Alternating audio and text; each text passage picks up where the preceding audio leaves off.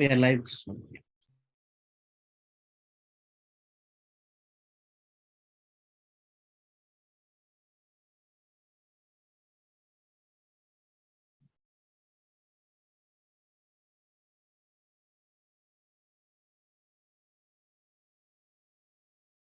We will just wait for Professor Mahesh to join back and then start. Thank you.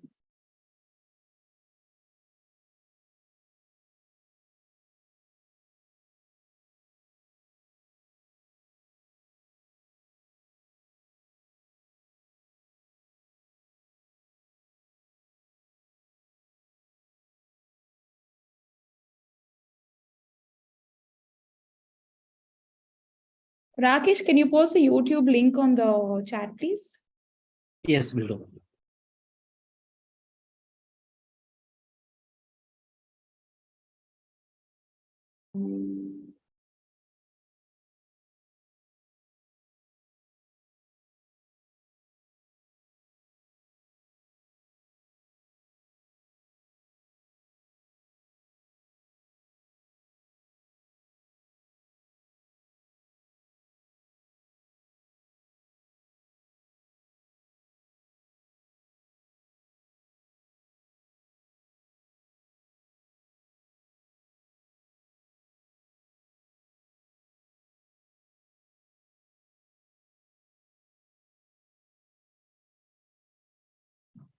Professor Mahesh, are you there? I'll just give him a call.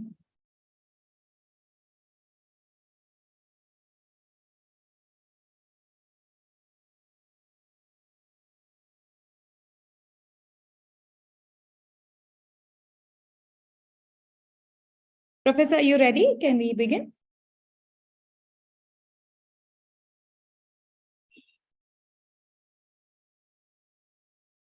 Yes, we can begin.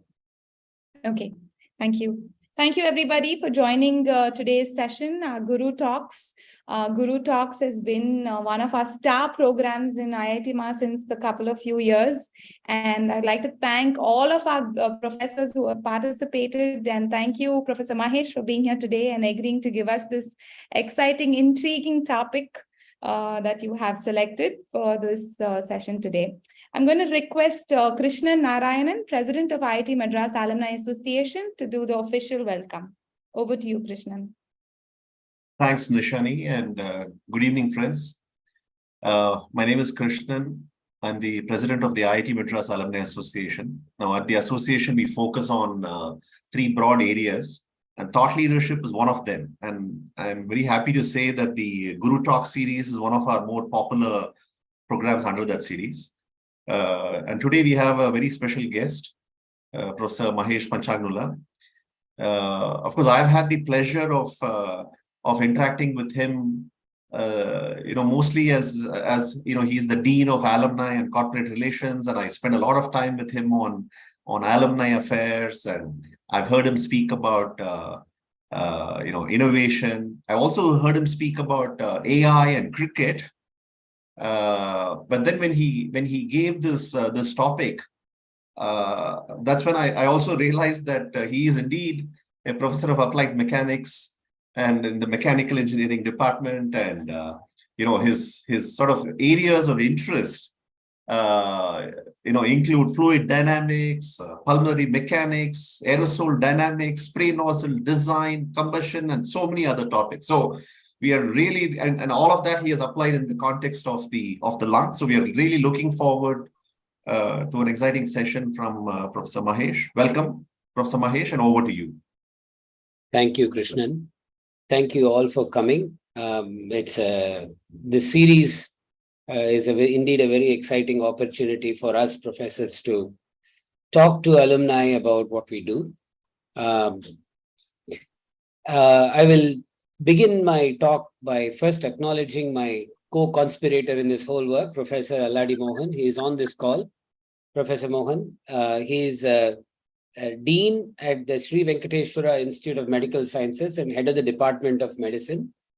Long-time professor, a very accomplished researcher. He has won numerous awards, has written hundreds of papers, and is cited thousands of times. And most importantly, he is along with one of his colleagues from AIMS, written the textbook on tuberculosis. That is the global standard for understanding tuberculosis. So in fact, that is sort of where our work began. So let me start by, where Mohan got me interested is on this slide.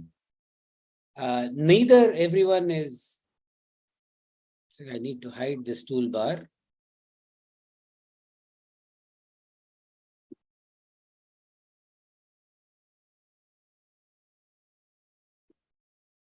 Okay. So neither infection occurs in everyone, nor is everyone cured. In fact, nor is everyone even diseased. So this, he pointed me to a very interesting experiment from 1959, where Riley took air from a TB ward and piped it into a pen of guinea pigs. Now, what he found that only a fraction of the pigs were infected. And almost 2/3 of the pigs were not even infected. And among the ones that were infected, only a fraction of that group showed disease signs, that is symptoms of tuberculosis.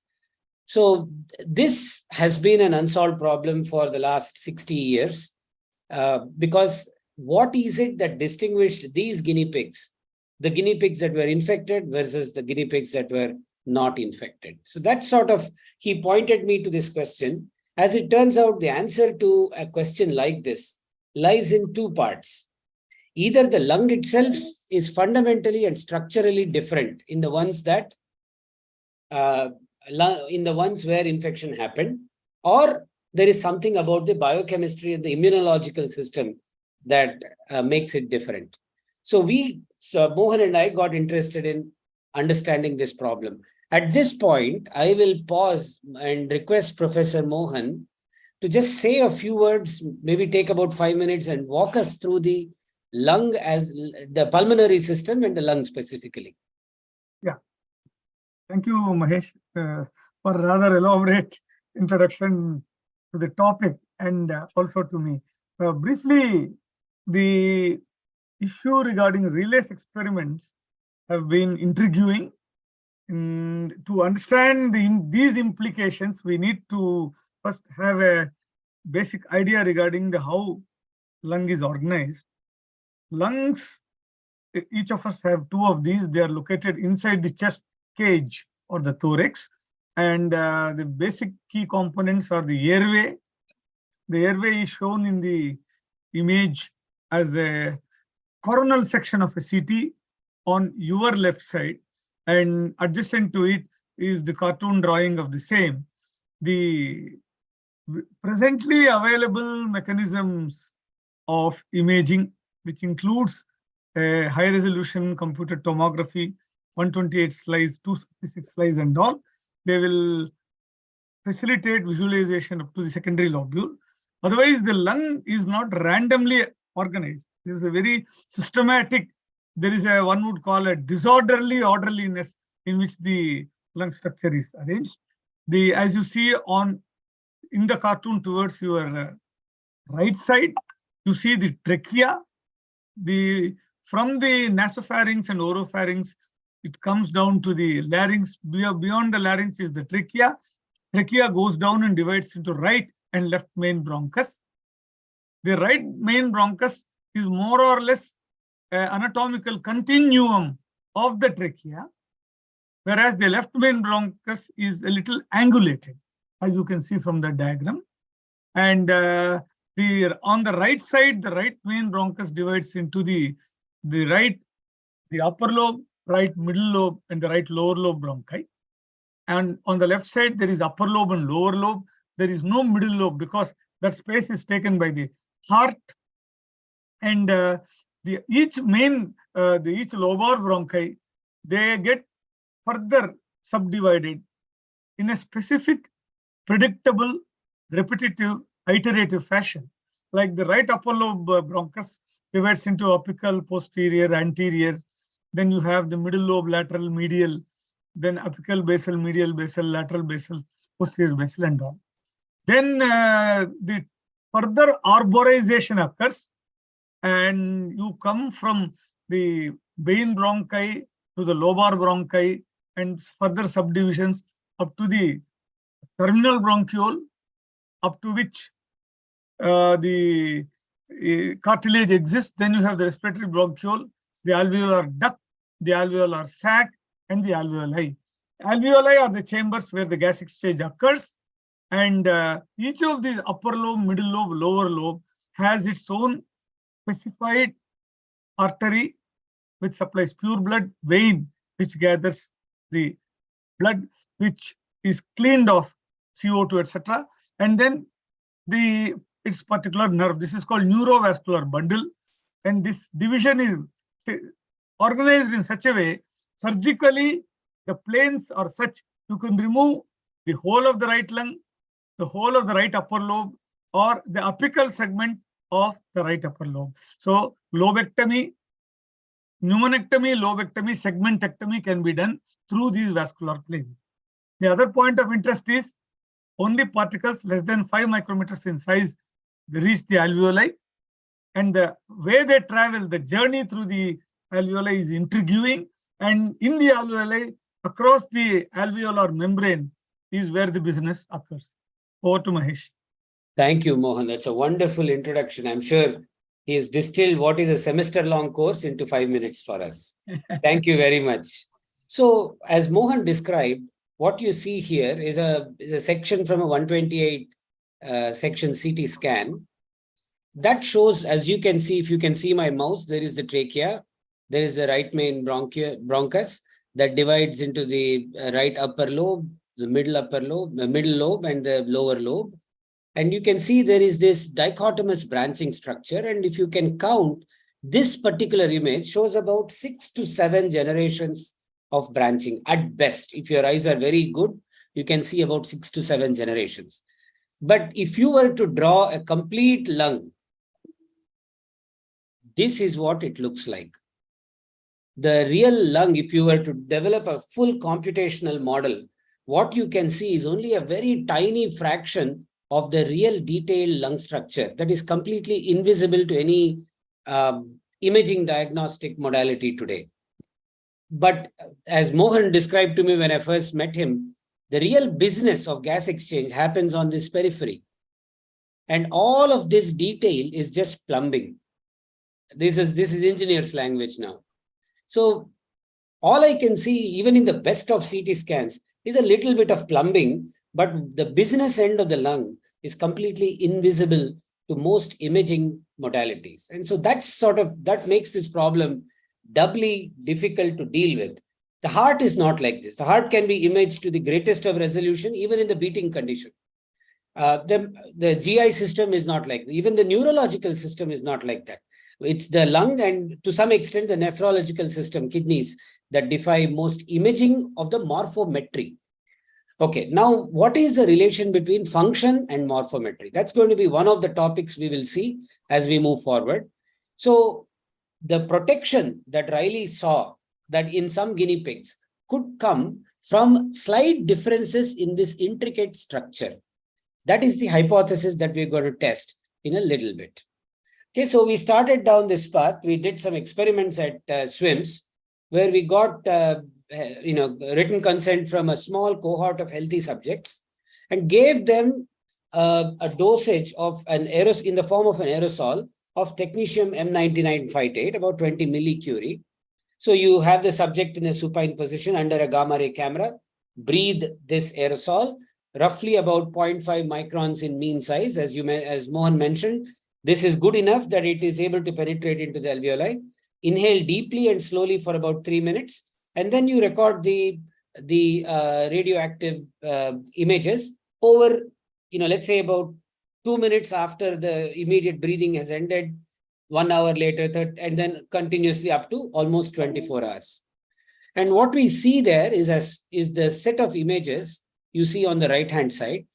If you go from left to right, you're going to go from 0 hours immediately after breathing to about 4 hours. And subject 1 to 6 are shown in various rows.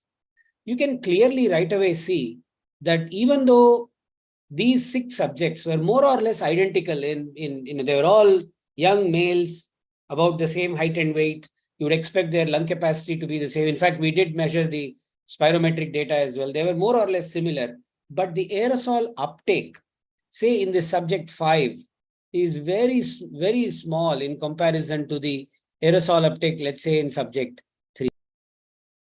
So this sort of now begins to point us to some indicators for what Riley saw in his data. And to further understand what happens, we developed a mathematical model. I'm not going to, there is going to be a lot of mathematical modeling work, but I'm going to skip through it. At the bottom of every slide, you will see a reference. Those of you that are interested can go get that paper or write to me. I'm happy to send you the paper. What we did is we developed what is called a trumpet model of the whole human airway. Because of this dichotomous branching, the effective cross-sectional area available for the airflow increases faster than exponential as you go from the mouth towards the alveoli. And this faster than exponential growth in the cross-sectional area from simple fluid mechanics will tell you that the air is slowing down significantly. So as the air gets to the business end of the lung, towards the acinus, the air velocities are so small that practically it is only gas diffusion, that it is only the gas transport occurs purely by diffusion. That is the diffusive flux of oxygen towards the acinus and the diffusive flux of carbon dioxide away from the acinus are far greater than the actual convective flux, unlike in the trachea. In fact, this is a form of protection. Those of you that know basic particle physics know that a particle also has a diffusion coefficient, which comes from Einstein's relation. And the particle's own diffusivity is about 2 to 3 orders of magnitude lower than a gas diffusivity. So while the gas oxygen can diffuse very fast, almost 1,000 times faster than particles. So that is, in fact, one of the mechanisms that the lung uses to protect you from particles getting close to the blood barrier in the lung, close to the acinus. So in this work, what we did is we came up with 2 parameters, one called the suspension concentration, that is the concentration of the aerosol suspended in alveolar air, and the deposition concentration, which is the concentration of the aerosol that is deposited. What we show is, if you want particles in the suspended air inside the alveoli, 0.2 microns is the most optimal size. So particles of this size seem to get to the alveoli much better than any other size. And if you want particles deposited inside the alveolar region, you have to go to even smaller particle size or even larger particle size. There is something anomalous about this even larger particle size, because these 3 micron particles tend to deposit well even earlier. So if you start with aerosol that is 3 microns, almost all of it would get deposited in the airways prior to the acinus, but the small concentration that gets in there, a much greater likelihood of that being deposited in the acinus. So this is the drug delivery perspective, but you can imagine the same to be the case in the case of disease and infection as well. So now this whole airway is, like I said, it's a dichotomously branching airway. And the first and probably the most useful model of this airway came due to a man named Weibull, who very painstakingly took sections of a cadaver lung and measured the sizes and lengths of all the bronchioles over 23 generations and developed a mathematical fit in the form of these parameters, P1, P2, P3, up to P8, that would give us a sense of this lung branching structure. So I now have a mathematical model for the length L and the diameter of various generations Z. Okay. Now, if only I know these numbers, P1 to P9, I know an individual's lung structure. So I don't need to measure every length and every diameter in an individual. If only I know which of these 9 parameters is different from individual to individual, I can potentially use that to understand the Riley question, which is, why did some people become infected and not others? Okay, so that is the question we set out to find. We said, let's look at changing in a mathematical model, change one of these at a time and see which parameters really give us the effective, which parameters are really going to give us the greatest sensitivity to the deposition fraction. Okay, so for example, if I want to understand how sensitive is the deposition concentration to this P4, one of the 9 parameters, I would use something like this. Okay, so what we found is that P4, this parameter that measures the diameter of the late generations, seems to be a big differentiator. Okay, so different individuals with slightly different P4s will now be will behave differently when subjected to the same aerosol concentration. Now, fast forward, this was all work from 2016, 17, maybe even earlier that we did in our lab. Now, fast forward, probably 8 years, and we now know from COVID that there were a large group of patients who were infected, meaning if you did an RT-PCR test, they would turn out positive, but they showed no symptoms at all. They were completely asymptomatic. So those were the group of people that, where the virus itself was not transported to the deep lung.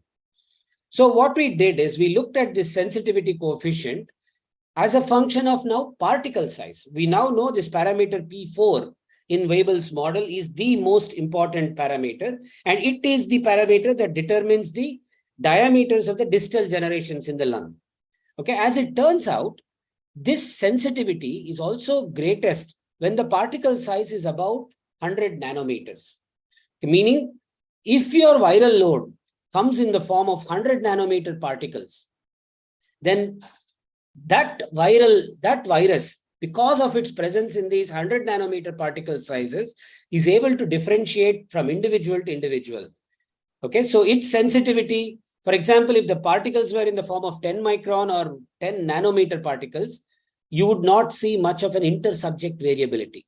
Whereas because in COVID particularly, this was even measured, that particles were on the order of 0.1 micrometers. So you'll see an even greater reason why some individuals were more susceptible than others. Individuals with a P4 that showed somewhat more dilated distal generations of branching of bronchioles were more likely to show signs of infection than those with P4 that was lower.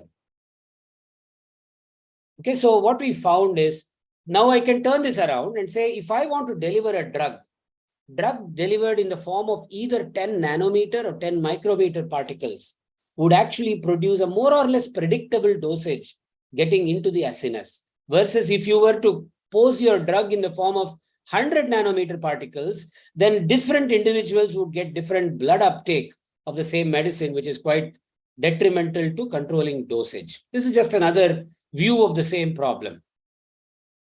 Okay, so just to give you a feel, anybody that's on any sort of an aerosolized therapy, you will understand that today's therapeutic inhalers all produce particles in this range.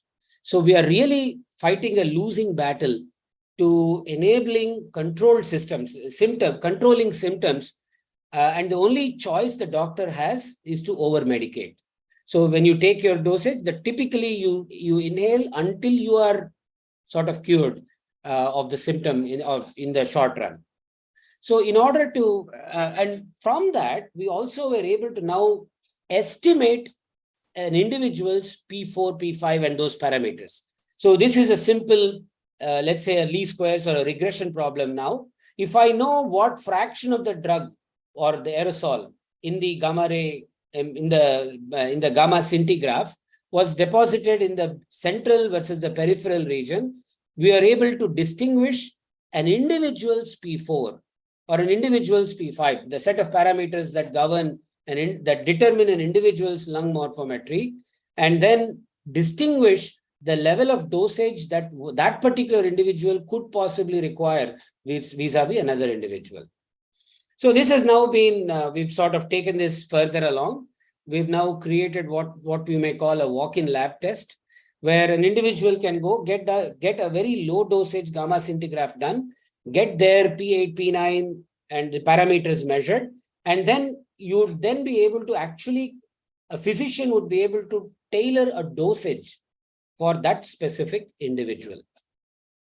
Okay, so we'll now move on to the next question that we became interested in, which is the idea that what is the pathway to deep lung infection? We saw this again raise its ugly head during COVID, that a large fraction of the individuals who became infected, that is, you take a swab from the nasopharyngeal region, and that swab was RT-PCR, showed an RT-PCR positive test.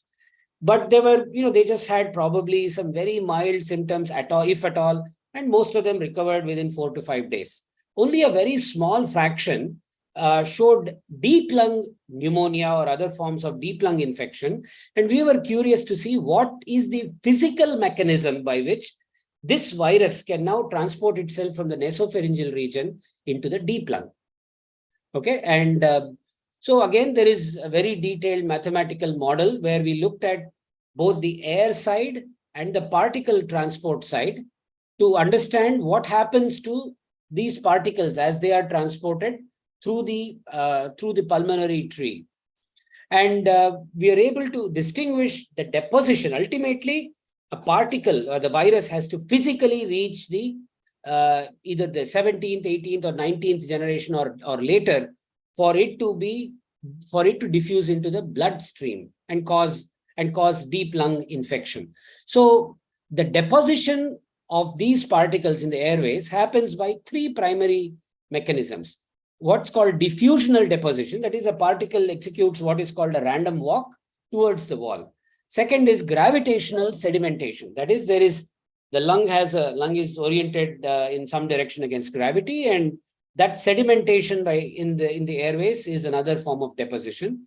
Third is in the regions where the air flow is of a high velocity, you could have the particle being directed towards, let's say, one of these Y junctions and deposit against these walls. So these are the 3 known mechanisms of deposition. In the alveoli, you only have two mechanisms, diffusional and sedimentation.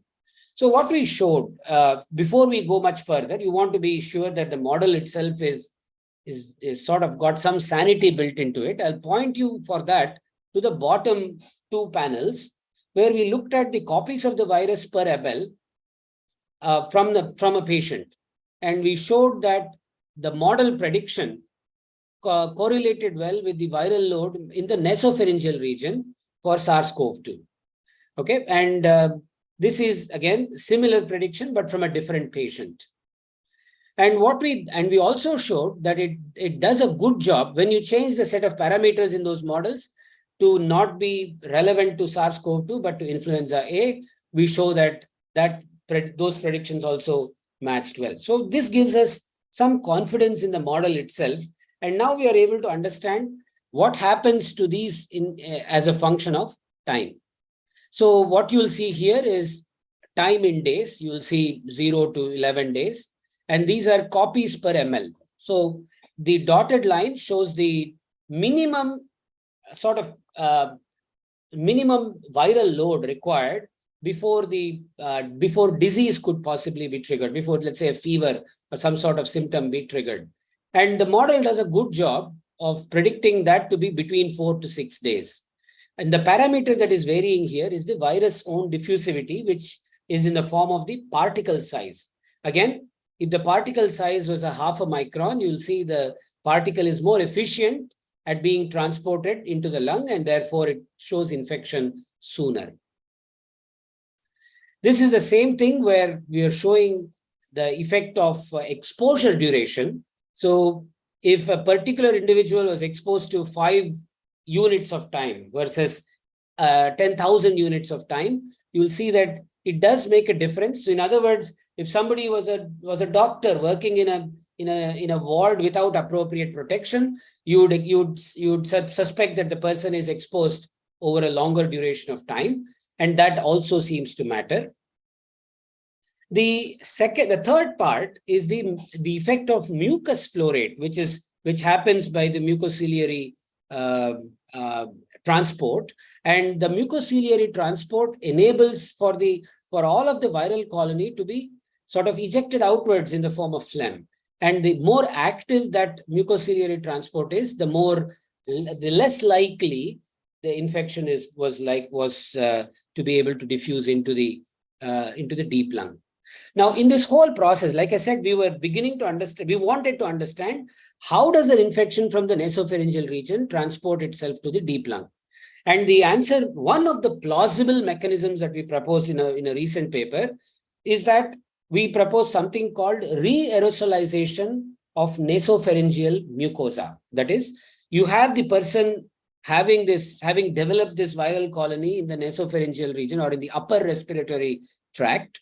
And anytime the patient undergoes a violent event, let's say a cough or a sneeze, then the whole pulmonary system is agitated, and that dislodges some of the infected mucosa back into the form of an aerosol. And that same violent event has that subject breathe in the aerosol, and now the aerosol has a chance to deposit itself at a slightly more distal region in the pulmonary tract. And this process is a cascading process. One can imagine that this cascading process continues, and we showed that the time taken for infection is roughly the same as what is being observed clinically, about 4 to 5 days. So in those patients where COVID has led to lower respiratory tract infection, clinically it has been observed that span of time is about 4 to 5 days. And we believe from this study that one of the plausible mechanisms by which that transport can happen is through these cough and sneeze events. Okay, so this is a graph that shows the effect of breathing rate.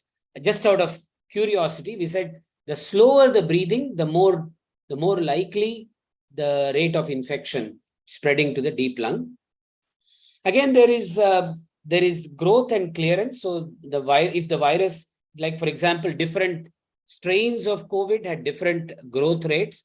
Delta was more virulent, and therefore what we showed is also clinically correlated to the fact that the faster the rate of infection growth, the greater the chance of developing lower respiratory tract infections, and greater the clearance, the lower the chance of lower respiratory tract infection.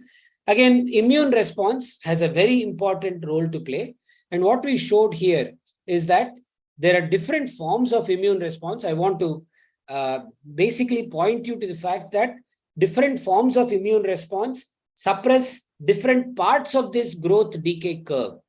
There are T cells, T lymphocytes, as well as the other forms of infection, and they seem to affect the behavior differently.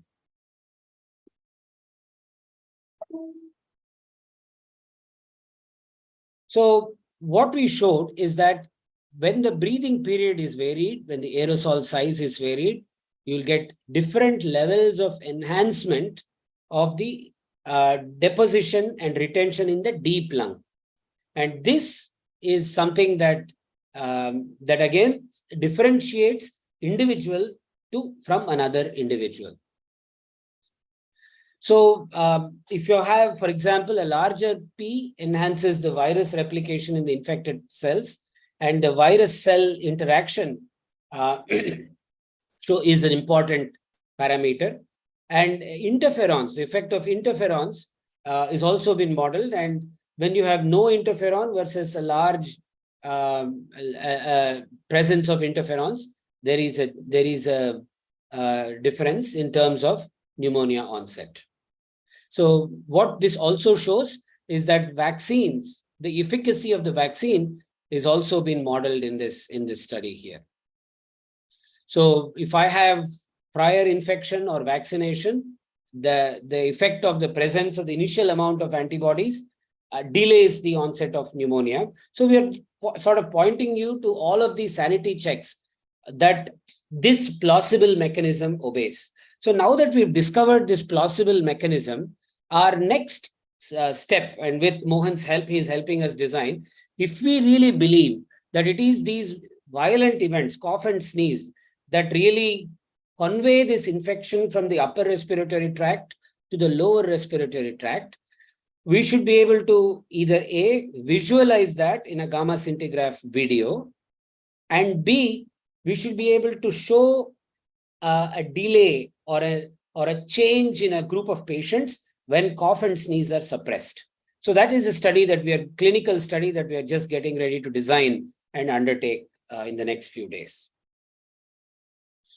Another striking aspect of the lung is, we said these lungs show dichotomous branching. That is, a parent bronchiole divides into two daughter bronchioles, and on and on and on. There's as Mohan said, there is a rhyme and rhythm to this branching structure.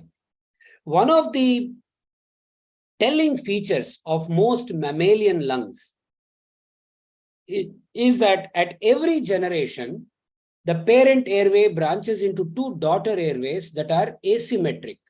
They are not symmetric. The first 16 to 17 generations of branching show asymmetry, and the last few generations show symmetric branching.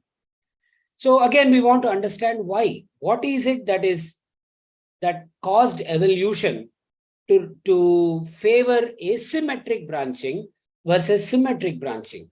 In every other part of our body, we love symmetry, and evolution has rewarded symmetry. And inside the lung, we wanted to see what could be an evolutionary motive for this asymmetric branching. So as it turns out, the asymmetric branching also has a rhyme and rhythm, and this K major to K minor, which is the ratio of the major daughter bronchiole to the parent bronchiole, and the minor daughter bronchiole to the parent bronchiole, gives rise to these numbers seem to be universal for that species. Also, this parameter R comes from something called the Hess-Murray law that says that the resistance in any one generation is the same. And this comes from sort of a self-similar or fractal arguments. And this parameter R is also the same for an entire species. So for human beings, this parameter R is 0.32, and it is related to these two numbers, 0.686 and 0.876. So just to give you a feel, the daughter bronchiole would be 87% of the parent bronchiole in diameter, the bigger one, and the smaller one would be 68%. Okay. So, but in all these cases, this coefficient was close to 3 in most large mammalian species. And we will see what that is in a minute.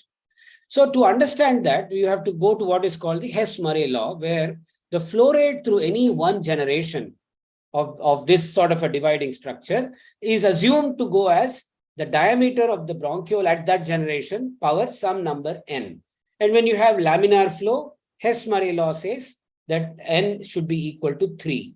This, when n is equal to 3, the pressure drop in each generation, the fifth generation, for example, has only 2 power 5 bronchioles of a certain cross-sectional area.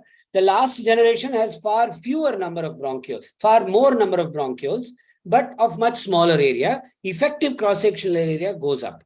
And in this whole process, the pressure drop through each generation is the same. This is another feature of mammalian lungs.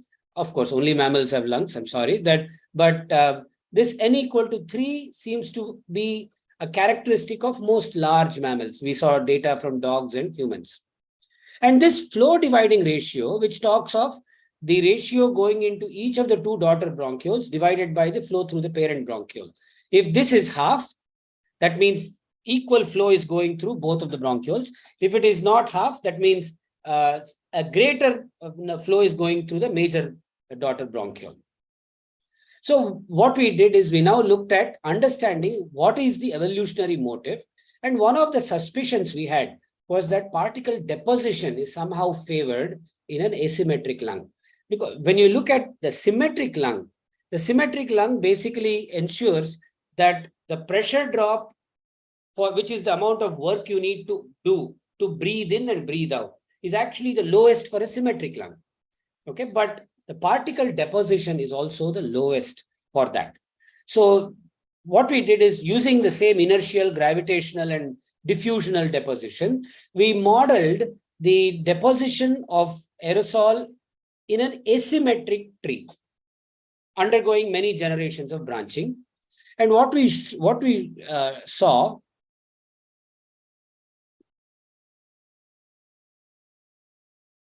is that as far as surface area for gas exchange is concerned, the maximum occurs when you have symmetric branching. And this parameter DC is also a feature of most lungs, in that you cannot have the smallest feature in a lung cannot be smaller than a certain critical size. That is biologically possible. So if you can, we sort of used it as a tuning parameter, but for every value of DC, what we see is that the actual surface area available for gas exchange is maximized only for the symmetric lung. The actual volume occupied by the lung, you saw that very intricate structure. One could imagine that one would want to pack as much surface area in the least volume possible. The actual volume of the lung is also the least when you have symmetric branching. Like I said, the resistance to airflow part is also lowest when you have symmetric branching. But tracheobronchial particle deposition alone seems to show a maximum for certain values of asymmetry. Imagine this. So if I have a perfectly symmetric branching all the way from, let's say, the third or fourth generation of bronchi all the way to the acinus, then you would actually end up allowing a little more of a particle load, because it would not be as effective a particle filter as a lung with an asymmetry somewhere between 0.2 and 0.3. That is the value that we see from this simulation. So you now have a reason to believe that that evolution may have emphasized the lung's secondary function as a particle filter over its primary function as just enabling gas transport. So in other words, this value of 0.326 for R, which is measured in human subjects, seems to be a compromise between having the most surface area and the least resistance to breathing, to also providing some added protection for particles to be filtered prior to them entering the acinar region. So one could imagine the lung has evolved emphasizing survival at the cost of some performance. Performance meaning breathing work, surface area meaning the greater uptake of oxygen, etc. So we saw that the value of the particle filtration efficiency is maximized at this value of 0.29, which is close to 10%, within 10% of the value measured in lungs. And what it will do is it gives you an added protection against a perfectly symmetrically branched lung. So in this process, the total amount of acinar area reduces by 11%. Resistance increases by nearly 15%.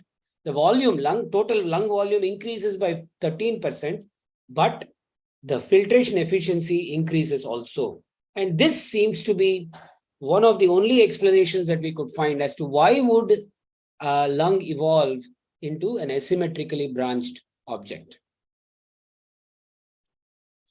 So I will conclude now and pause for any questions. As we saw, drug particles in the form of 10 micron to 10 nanometer particles seem to minimize intersubject variability as far as deposition is concerned. Meaning, if you want a uniform dosage in an individual, one would like to design nebulizers that produce particle size very sharply around these two values. And we saw a design of a walk-in lab test that I think can help us understand individual to individual. We showed one plausible mechanism for deep lung infection pathway through this re-aerosolization of nasopharyngeal mucosa. And we saw also that stronger the immune response, less likely infection severity. This reinforces the importance of vaccination. Those of you, I'm sure none of you are on this call, but if you know any friends that still don't believe in the power of vaccine, one must really place their scientific emphasis on that. There's no doubt that vaccines have saved lives by millions, if not billions. And asymmetry in lung branching seems to have been evolutionarily developed to provide added protection against foreign particles. And that number you saw, roughly about 5% increased protection, is also a function of particle size. So remember, we saw this 100 nanometer particle seems to provide the greatest intersubject variability. So if the virus came in that form, in the form of 100 nanometer aerosolized particles, you'll see that it will behave very differently in one group of individuals vis-a-vis another group of individuals who may have slightly different morphometry, deep lung morphometry. And it is those individuals that need this added protection. And there is more work that we've done. This is almost about 10 years of effort that you heard in the last 45 minutes. It's been an absolutely wonderful journey. Part of the reasons is when you have collaborators like Mohan, another colleague of mine from Northwestern, Professor Nilesh Patankar, Aranyak Chakravarti. It's a lot of fun to be able to wrap mathematics around something that is very difficult to study otherwise, which is not even visible to most diagnostic modalities. So thank you all for your attention. I'll pause here and I'm happy to take any questions you may have.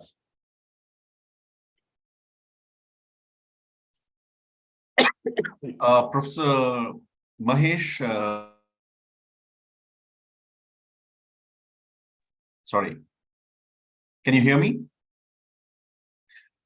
Okay, so, thank you so much. I mean, this is a wonderful session that you gave. And, as somebody in from Bangalore, one of the takeaways for me is that the drug manufacturers have got the aerosol, whatever particle sizes wrong, it seems. So hopefully they make some improvement. But, why don't we open the floor for questions? I'll maybe if there is a way, I think people, if they can unmute and ask the question, but please keep it short so that we can maximize the questions. And I can just start it off with one question, Professor. Based on what you described, I think there are chances for this personalized medicines. I think there's some characterization you talked about, some walk-in lab. If you can just touch upon that, what stage it is, that'd be wonderful. Thank you. So that's exactly the motivation behind the walk-in lab test, that if I'm able to somehow characterize the distal bronchial tree, which is generations 15 on to 23, and get some quantitative understanding of how dilated your bronchioles are across those generations versus mine, a doctor would be able to tailor the dosage in a slightly more smarter. And so in order to sort of understand that, we proposed this walk-in lab test. So for example, when a doctor prescribes paracetamol, they just look at your body weight and say, 1 paracetamol, 3 per day is enough. So they're using body weight as a proxy for other markers. You cannot use body weight or even spirometry as a proxy for the amount of dosage that pulmonologist should prescribe. So, Mohan, would you like to add to that? Yeah.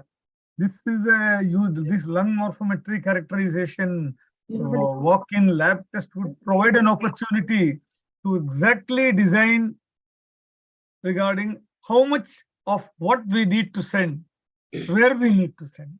It is something precision medicine in practice. It's a very unique way you can design not one size fits all, but an individualized drug delivery. For example, exactly right upper lobe bronchus. If you want to send, we will be able to send. Yeah. Great. You are tuned to eye drops, but you don't use lung drops to treat pneumonia. Eye drops you use to treat eye infection. But to treat lung infection, you need to give a shot in the IV. So with this design, you can actually have lung drops. Bit of wishful thinking, but not far away. Fascinating. We have a question from Prasad. who says, what are your comments on the Indian knowledge system? Do you have any perspectives on that? Mohan, do you want to? The Indian knowledge system view of the lung. I'm not at all. The Indian knowledge system view of the lungs, sir, from what I have read across allopathic stream of medicine, is the breath regulation, the number of breaths that are taken, each nostril cycle of breathing and its effect on the human health and all have been well described. But this structural thing, structure function wise, how to propel something into the lung, I have no first-hand experience, sir. Okay, thank you. Sasina Raj asks, what are the potential risks and benefits of using engineered nanoparticles and air filtration systems? And how do you assess the safety of these materials? Engineered nanoparticles. So I gave a talk in a class, a professional ethics class 3 weeks ago, where I exactly talked of this idea. There are a lot of products that we use almost on a daily basis today that produce a lot of engineered nanoparticles. For all of the water streams, water bodies are rife with these engineered nanoparticles, primarily from detergents and everything else around it. So the effect of that, especially the long-term effect of these particles is not yet known for sure. What we do know is that the presence of nanoparticles in the air make it very difficult to really, we saw from that, particles that are roughly about, 10 to 10 nanometers are far more easily transported into the lung, right? And so we really need to understand the role of those sized particles, and the number of studies that are done in vivo are very, very few. Yes. And that's a challenge in some way.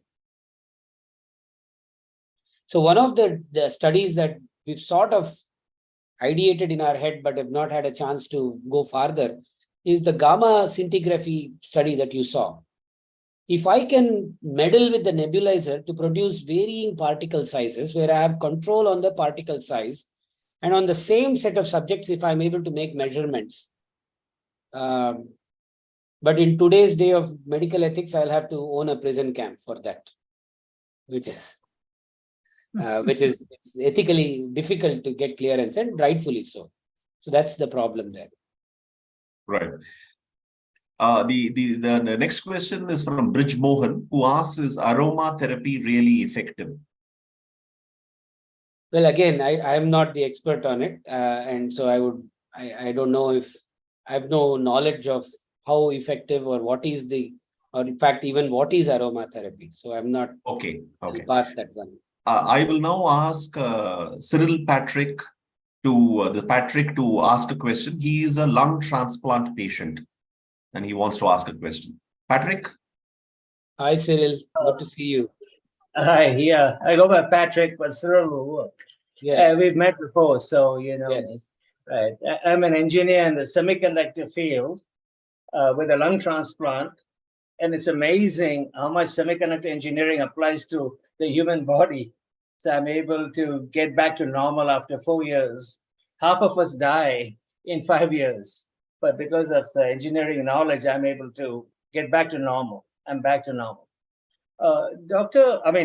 Professor, there are 2 points I'd like to ask you and make and continue this discussion with my hospital, one of the leading hospitals in Baylor. The most important one is, how does a study apply to the everyday man to prevent lung disease? Because the number of lung transplant and lung disease is going up dramatically. You've shown us basic science of evolution and the relations of particle physics and deposition rate and diffusion rate, which we use in semiconductors also, right? Its effect on lung. That's fantastically valuable. I'm going to read your paper over and over again and translate it into something I could do every day. And I advise about 200 patients on Facebook, helping many of them save lives. because of engineering knowledge as a practical lung. So how can we apply this in a practical manner to the millions of general physicians who cannot diagnose lung disease easily? I was about 12 years late in diagnosing. That's one thing. And it sounds like a simple issue of how to breathe and how to cough and things like that can help. The second part is the environmental factors. There's a lot of particles in the air, but they're not the same everywhere all the time. How do we control our breathing? We get sick only by eating or breathing, or sometimes to the skin. How do we control our environment using this data, especially with particles of physics? So how can we take environmental factors to impact lung disease? Sure. Did you understand the question? Yeah. Sure. Thank you. Thank you very much, Cyril Patrick, for the question. Your real life experiences, indeed, we've talked offline as well. It's in fact, it's a lesson for all of us, how one could use your own knowledge to further one's own life, if not anybody else's life. But I'll answer your question. The first part, how is this body of work useful to improving bedside outcomes? There are two ways we would like to look at it. One is the understanding of the transport process inside the lungs without having full visibility in CT scan, where you completely rely only on mathematical models is a start. But for example, we believe that if this plausible mechanism of re-aerosolization of nasopharyngeal mucosa is indeed the way by which upper respiratory tract infection spreads to the lower respiratory tract infection, then one would imagine that prescribing a cough suppressant along with your dolo should delay the onset of lower respiratory tract infection. Okay, so that's a line of thought that we are still, like I said, we are designing that experiment. But if that indeed were to, be the case, then that is clearly going to improve bedside outcomes. Okay, so that's one direction in which one could imagine.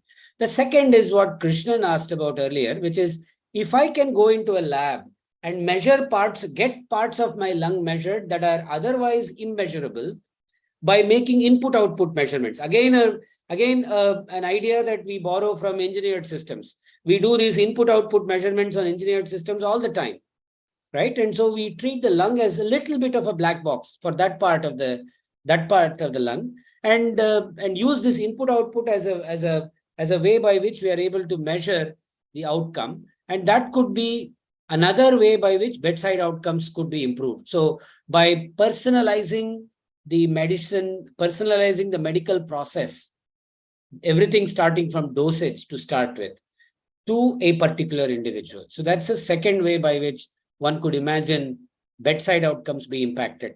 Mohan has been my co-conspirator and the main ideator behind all of this. He's a pulmonologist.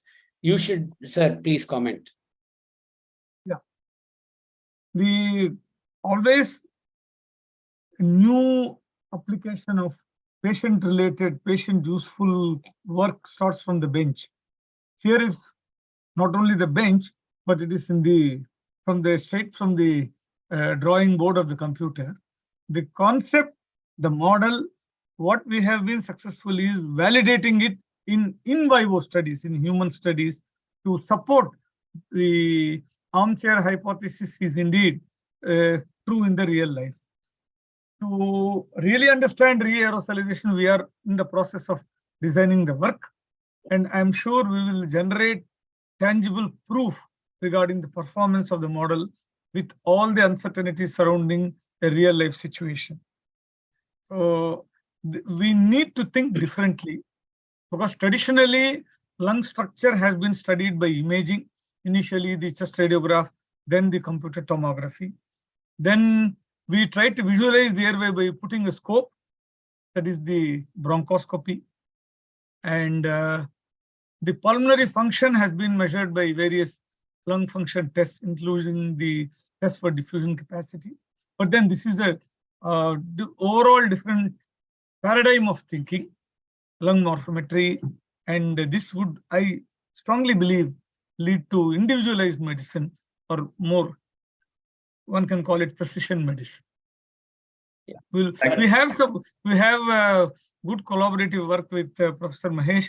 This time, one of the students has had a good opportunities to start from the cadaver to the respiratory laboratory, through the imaging and how the works go on at the beginning of the work itself. So we hope to come up with something. Thank you, Professor May I ask a Mahesh. question? Just one time check. We are at the hour mark. There are about 5-6 questions here. Can we take another 10 minutes? Sure, no problem. We can. Okay, thank you. In fact, Satish Chandra makes a comment saying that this makes us engineers proud that physicians and engineers work in a complementary manner, and the point which you made. Now, there are a set of questions here which are all related to this breathing techniques. I think you mentioned, so has there been any study, Bobby asked, has there been any study in whether breathing techniques help in maintaining or improving lung function? Then, Lokesh Kumar said, you mentioned slow breathing makes one prone to catching coronavirus, reaching what should be the normal breathing rate. And there's one more question around, breathing and like experiment and pranayama. Have you done anything? So Vijay asked that question. So some breathing, if you can just comment on this, that will be helpful. Sure. So I'm a practitioner of pranayama. I've been at this for many years now. There are two parts, I think, that our yoga system primarily emphasizes. It's all about wellness. I am not familiar. I don't know if there is. I'm sure there is, but I am not familiar with curative pranayama. Somebody who is diseased and undergoes some sort of pranayamic treatment to come out of it. I am not familiar with it. Although during this COVID, you would see many patients who would be asked to sleep in the face down position because that increases the oxygenation. Yes. So I'm sure there is some. That's called prone positioning. In the prone position, that would basically increase the SpO2 levels in the blood. Okay, so what yoga or pranayama does is it actually it emphasizes wellness, and some of the scientific work, modeling work that we've done also points to that. In that, for example, there is a practice called Kapalabhati, which is very slow inhalation, not very slow, but slow inhalation and extremely rapid and jerky exhalation. So you are, like I said, remember the last 3-4 generations of the lung is practically stagnant air, because the only mode of diffusion of oxygen, only mode of transport is diffusion. So there is no flow of oxygen. What Kapalbhati does is it actually sort of, at least by an order of magnitude, increases advective transport of gases that are quote unquote trapped in that part of the lung near the sinus out. So you increase the amount of oxygen by an order of magnitude by performing Kapalbhati for a certain duration of time. So this, you can sort of practice it, under the supervision of somebody who is trained, and you can see a difference. Similarly, slow pranayama, which is called Anuloma Viloma, we've done some modeling of it, and it is intended to increase oxygen transport into the blood. All of these exercises are either there to cleanse the air away from the sinus, cleanse the carbon dioxide laden air away from the sinus, or transport fresh air close to the sinus. So they're more helpful in increasing wellness. And there are people who are regular practitioners of pranayama. You can actually see a difference in their skin tone because you have much richer oxygenated blood. You can actually see a difference in something as apparent as the skin tone. So that's as far as I want to say with pranayama and yoga. Mohan or anyone else is a practitioner can also add, or we can go to the next question. Shall we go to the next question? Of course, there are many people who are very appreciative of the presentation, Professor. I'm not taking the names, but there are many in the comment box. Thank you. Thank you very much. Yeah. So there's one question from George Verghese, which says, are there any implications for optimal design of masks pore size? Yes. In fact, there was right in the middle of COVID, there were lots and lots, hundreds of groups across the world that were focused on this idea of optimal mask design. What we see is the virus, the viral plume from a cough or a sneeze event has a whole range of particle sizes. The larger particles are gravitationally sedimented in the air, in the room air. It is these very fine particles on the order of 1 micron that remain suspended in the air. And these particles, which are essentially wet viral colonies, I call them wet because over time, these particles, the water in these particles evaporate, and you're now left with, basically a very high concentration aerosol nucleus, as they call them. Okay, and these nuclei are typically they're non-spherical because they're no longer liquid, and they're much smaller than the 1 micron, on the order of 10 to 20 microns. So 10 to 20 nanometers sometimes, or larger, but typically on the order of 100 nanometers. So whatever masking you really design should help filter out these particles. And that's a very challenging problem because you have all sorts of passages around your nose through which air can go in. And these particles have absolutely no inertia. So they can make even the sharpest right turns and left turns around these masks wherever there are gaps.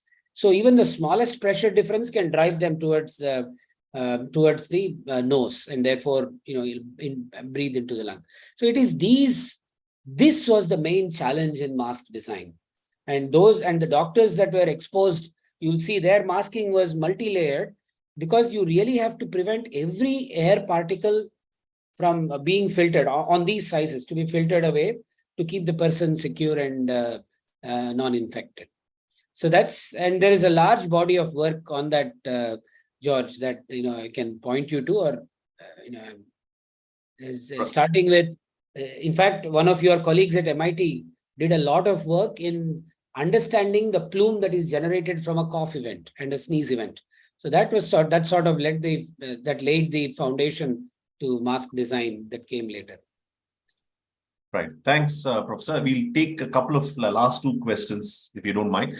So Brian Papali says, he's curious what triggered this collaboration between you and Dr. Mohan. And this is, in fact, it's a great example of multidisciplinary kind of work. So you can touch upon it. But Brian also, I think he has put a number of other messages. I will request Brian to perhaps reach out to you separately over email, etc. He's trying to see some collaboration, but I think that may be out of scope for this call right now. But Brian, I'll encourage you to write to Professor Mahesh separately on the other thoughts that you're doing. But what led you to this collaboration? Yeah, primarily what triggered this, because it's an excellent presentation and quite deep, really made a lot of impact for me. In our engineering days, we never conceived of such close working relationship between biomedical and technology. So, and we also, Krishnan, we had one of our alumni who became a doctor later, whom we are trying to, connect with, but we have not yet been successful. Well, I don't know. He's on this call. Dr. Venkatraman Sadanand. Venkat, are you there? I was thinking of another Dr. Paranjit in Chandok. Patrick will know. Yeah, sorry. I should not take more time. Over to you, Dr. Mahesh. Sure. So there is the simple belief that the more important problems to solve are in the field of life sciences and medicine. That was my motivation. And I'll tell you what made this collaboration really meaningful and successful over at least a decade that Mohan and I have now worked together. It is the fact that he is not afraid of equations and models as much as I am not afraid of uncertainty and deviation from a spherical cow. We talk of this, we love idealizations in engineering for modeling. And you try to idealize things away, you may be worried about that you may be idealizing essential features out, which may be actually important. And that's the doctor's worry. So having someone like Mohan who actually thinks like an engineer has really made this collaboration amazingly rewarding for both of us. And I must say that doctors like Mohan are not common, but they are not impossible to find either. I would recommend every engineering faculty on this call and everywhere else to talk to people who, about the power of mathematics and the power of using mathematics to further bedside outcomes. So do not be afraid of some level of idealization, because that's where you start. And my motivation has always been to understand systems far more than trying to improve them. That comes further downstream. But so we've, as you saw from the talk, most of our work has been in the realm of explaining phenomena. Right? Explaining phenomena requires mathematics. You cannot just rely on input-output data alone. So that's, and I want, in this case, Mohan to also chime in, and then we'll probably close with that.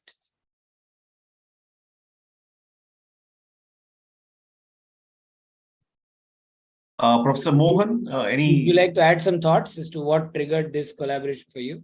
Yes, sir. Actually, beyond a point, the boundary between specialties or departments, they should vanish.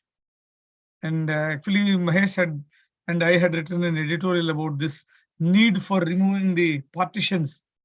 And we need to think differently, especially with regard to life sciences related problems, medical sciences related problems, because there is a lot of need for this kind of input. We don't have the point of care diagnostic. Like the most common poisoning we see in this country is pesticide poisoning, the organophosphorus pesticide poisoning. The proof of the diagnosis comes 6-8 months later after toxicological analysis. We don't have a point of care diagnostic test. We don't have the really useful bedside technologies that can translate. For example, the pulse oximeter became a rage during COVID-19. It was a huge, bulky instrument when I was a postgraduate, and it is the blending of the forward movement of technology to suit the health needs that brought out. But for the simple cutoff of pulse oximetry reading, which could be done in a village, the disease severity stratification and triaging would not have been possible in COVID. Who saved lives in COVID? Engineers saved lives in COVID. That's undoubtedly so.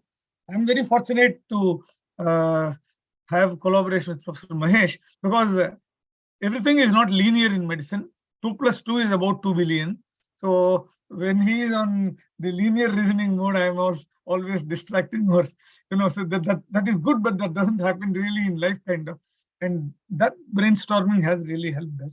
We need to interact beyond the boundaries. So in a way, that is what is needed for the forward movement of science. Wonderful. Thank you. Thank you so much. Radhakrishnan has posted a question, but Radhakrishnan, I'll request you to send that to Professor Mahesh separately, and we'll take this forward. And if I missed anybody else's question, I'm sorry. It's an oversight on my part. I do want to thank. It's a wonderful, wonderful session today. I mean, I've learned so many things. It's also fascinating to realize that the lung has had some, from an evolution perspective itself, the asymmetry and symmetric branching, and it's a fantastic sweep of ideas that you have presented today, Professor Mahesh and Professor Mohan. Thank you so much for your time. I'm sure the alumni and the other audience here really enjoyed. There's so many takeaways and ideas, and wonderful to see this kind of a multidisciplinary collaboration between the engineers and the clinical side coming together. So thank you so much today, and with that we will end the session. Nishani, back to you if you have any closing comments. Thank you, everybody. Thank you, Professor Mahesh and Professor Mohan, for this interesting, impactful, thought-provoking research and session today. And thank you so much for your patience and going overboard with time, spending time to answer the questions of all our audience. From personalizing medical doses to the importance of vaccines, from inhaling our medicines to inhaling the virus, you have left us with so much to think about. Every time one of us is going to sneeze or cough or even wear a mask, we're going to be thinking about this session today. Thank you, Krishnan, for joining us and moderating this session so well, like you always do. Thank you to our alumni members who joined the session from all over the globe. And thank you to our other guests as well to join the session today.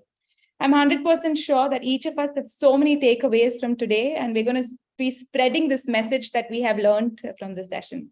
On that note, IITMAA is having virtual pranayama sessions starting next week onwards on our weekend session. So you should all be receiving that information soon. I look forward to your support. And I hope you enjoy those sessions as much as you enjoyed this one today. Thank you, everybody, and good night. Good night, and thank you, Ivan. Bye-bye.